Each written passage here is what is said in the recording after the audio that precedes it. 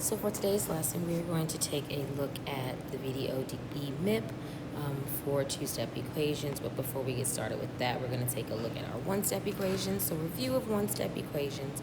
Remember, with one-step equations, we are just using one operation to isolate the variable. So whether you're solving a one-step, two-step, or when we get into multi-step equations, our whole goal is to isolate the variable. So for the first one, we have p plus 5 equals 13. So we're going to subtract 5 from both sides, because again, we're adding 5, so we have to do the inverse operation.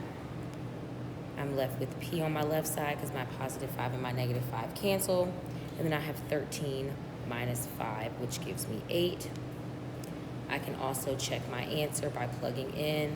So 8 plus 5 equals 13. 13 is equal to 13. All right, for the next one, we have 7p equals 21. So we have 7 times p, which is equal to 21. All right, so remember, anytime we have a number and a variable together, that is showing multiplication. So to undo multiplication, we do division. So we're going to divide both sides by 7. My 7's cancel, and I have p is equal to 3 because 21 divided by 7 is 3. I can plug that in. 7 times 3 equals 21. 7 times 3 is equal to 21, and I'm checking my work. All right, so for the next one, we have x divided by 10 is equal to 50. So remember, from our previous unit with evaluating expressions, we look at the fraction bar as division. So x is being divided by 10. In order to undo division, we have to multiply, so both sides get multiplied by 10. My 10's cancel, and I get x is equal to 500. Again, plugging in for x. So I have 500 divided by 10, which is equal to 50. So I have 50 is equal to 50. So that is a check. Then I have, for the last one, 22 is equal to x minus 8. So since 8 is being subtracted from x, we're going to add 8 to both sides. So again, in all of these examples, you can see that I am isolating my variable. 22 plus 8 is going to give me 30. Is equal to x, because my negative 8 and positive 8 cancel out. So I have 22 is equal to x minus 30. Excuse me, this is x minus 8. My apologies there.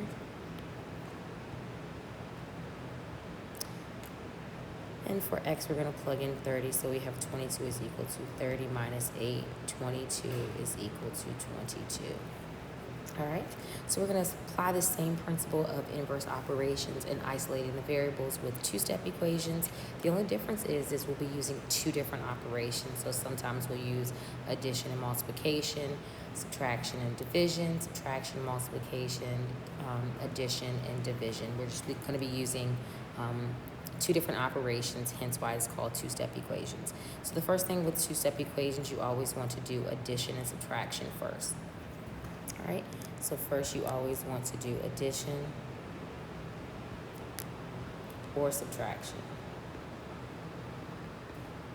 All right, the second thing you want to do is multiplication or division.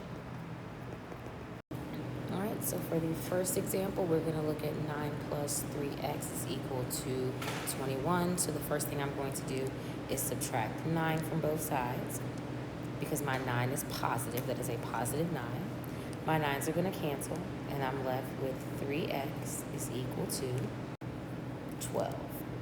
All right, so my x still isn't by itself because my x still has the 3 with it. So remember, when you have a number and a variable together, that is a variable term, and that is a multiplication. So we're going to divide both sides by 3, and we get that x is equal to 4. All right, so just like with one-step equations, we can plug it in to double check our answer. So we have 9 plus 3 times 4 is equal to 21. We know that 3 times 4 gives me 12. 9 plus 12 is going to give me 21. So 21 is equal to 21, which means that x equals 4 is my answer. All right. For the next one, I have n divided by 5 plus 2 is equal to 6. All right. So again, I'm going to do my addition or subtraction. So since I have a positive 2, I'm going to subtract 2 from both sides because you have to do the inverse operation. I have n divided by 5 is equal to 6 minus 2, which is going to give me 4. I'm going to multiply both sides by 5 because remember, n is being divided by 5. I have n is equal to 20. Again, I can plug that in. So I have 20 divided by 5 plus 2 is equal to 6. I have 4 plus 2 is equal to 6. So I get that 6 is equal to 6. So n equals 20 is my solution. All right, now I want you to pause the video and I want you to try the second one, or the third one, excuse me. So number 3 and number 4, I want you to try to see if you can solve those on your own. All right, so let's go ahead and take a look at number 3.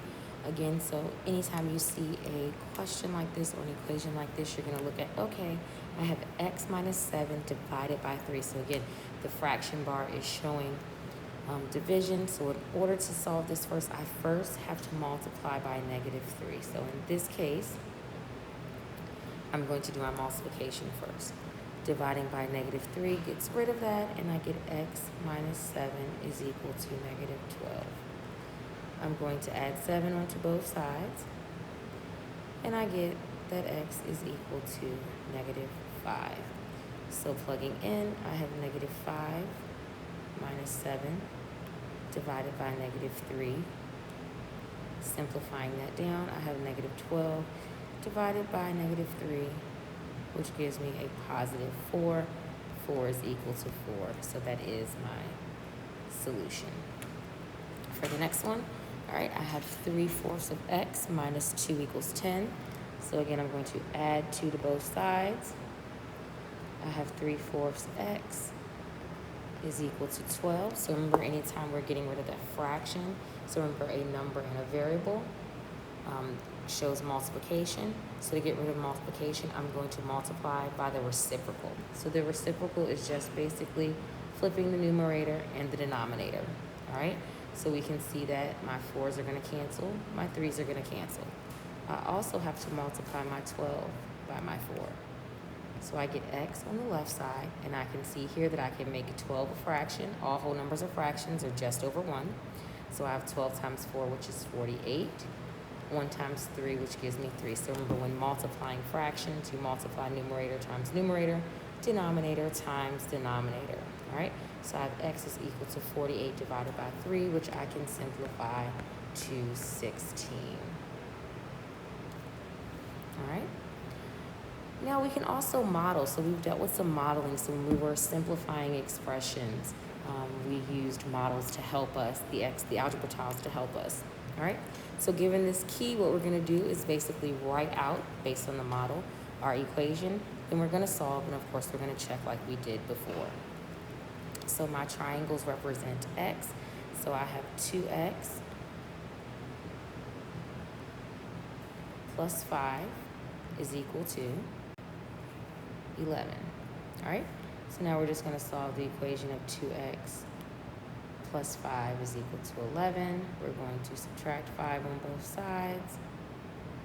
We get 2x is equal to 6 divided by 2 divided by 2. X is going to equal 3. We can check by simply plugging in. 2 times 3 is 6, plus 5 is equal to 11. 11 is equal to 11, so that is our solution. All right? You can try out the next one on your own, but we're going to go ahead and move on to the next example just to make sure this video isn't too long.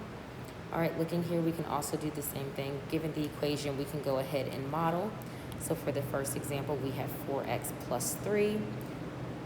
Actually, we're going to look at the second example because the second example isn't in that traditional order of having your expression on one side and what is equal to on the other. So we're going to go ahead and do this one here. So 21 is equal to 5x plus 6. So I'm going to draw 21 circles.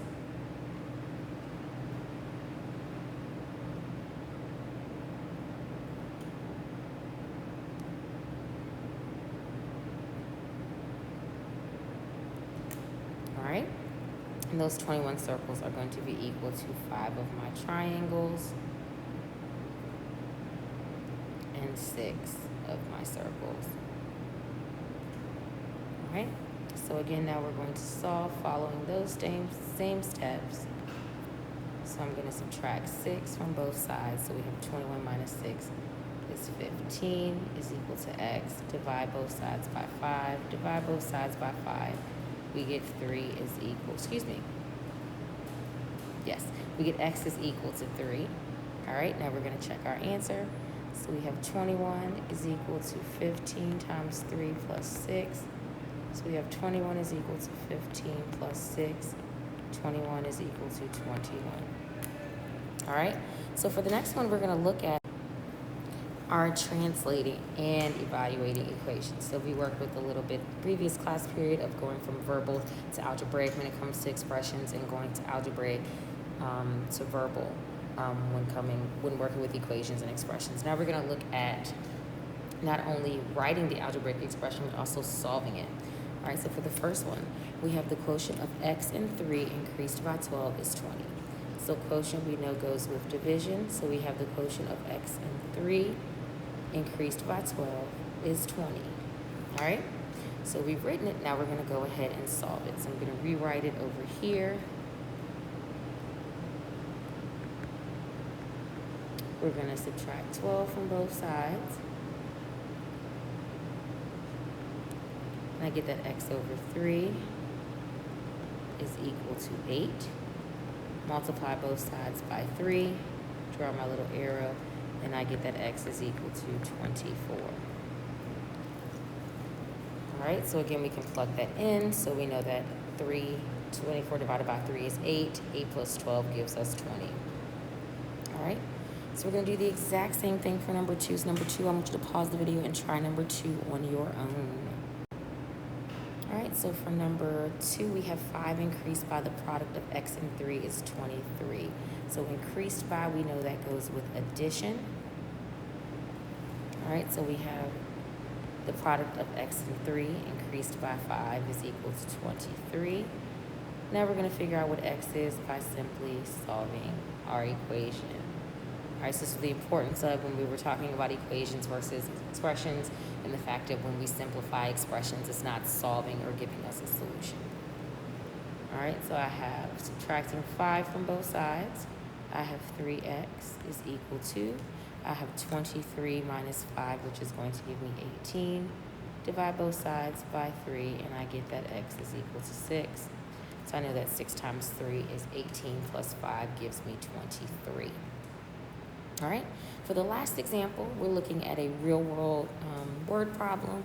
Again, similar to what we did in the last 2 examples, except for we just have a real-world scenario connected to it. So it says a local craft fair charges the vendor a flat rate of 15 plus 5 for each hour that they spend at the fair. If the vendor owed $50, how many hours did he spend at the fair? So let's look at this.